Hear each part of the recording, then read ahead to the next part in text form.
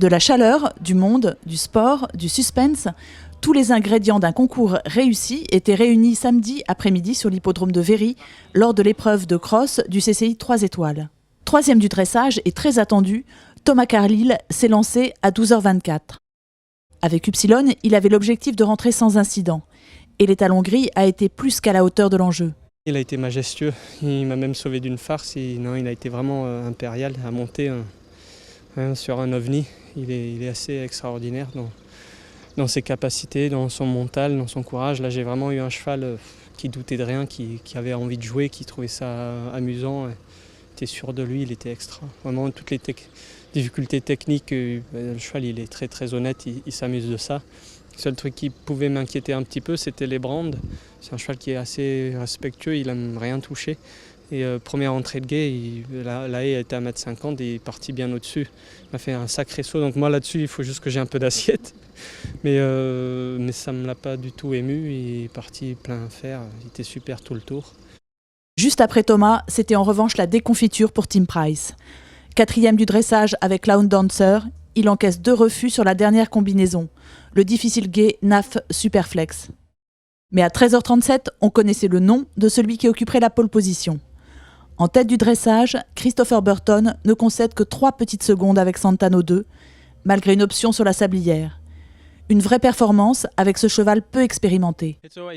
C'est toujours stressant quand on monte un cheval qui court son premier CCI 3 étoiles. C'est la surprise. On n'est jamais sûr qu'il tienne la distance et qu'il continue à sauter. On est très excité par l'enjeu. L'histoire de ce cheval est originale. Après une mauvaise journée de concours, le soir, ma femme s'installe dans son fauteuil et va sur les sites internet de vente de chevaux. Sur l'un d'eux, elle remarque un cheval et dit « Tiens, allons voir celui-là ». Et comme on a de très bons propriétaires, on l'a acheté et je suis bien content que ce soit passé comme ça. Il a 9 ans, c'est un fils de Santoït. Les gens disent que c'est un cheval de dressage, mais pas du tout. Il a plein de sang, il a des origines de sauteur des 2 côtés, donc c'est tout bon. En revanche, pour Félix Vogue qui suivait Christopher Burton au dressage, le tour a mal commencé. Sur la pointe, Equibois Création, en numéro 3, le jeune Suisse échoue. Il abandonnera au numéro 8. Le malheur des uns faisant le bonheur des autres, Thomas Carlyle remonte alors en 2e position.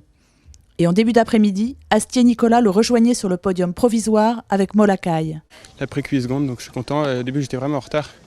Et j'ai pu refaire un peu ce temps sur l'hippodrome, grâce à enfin une partie plus galopante. Mais c'était vachement plus intéressant de faire ça. Je pense que c'est plus dur pour les spectateurs de nous voir tout au long du parcours. Mais à monter, au moins, il y a plus de questions à se poser. J'ai vraiment aimé. On voit que les incidents sont bien répartis. Et puis, il y en a la bonne dose. C'est pas le cross noir où plus personne ne passe l'arrivée pendant un bout de temps. C'est juste des incidents qui piègent tous les gens à tous les niveaux, un peu partout. Donc c'est 3 étoiles intelligents, pas au rabais, pas surfait. Non, vraiment intéressant. Même satisfaction pour l'écuyer du cadre noir Arnaud Boiteau, 5e ce soir. Je suis ravi du comportement du cheval qui a, en l'espace de 6 mois, a mûri comme il fallait, puisque là il y a autant de difficultés techniques qu'on en rencontre presque jamais en fait. Voilà, donc c'est très bien, à la maison.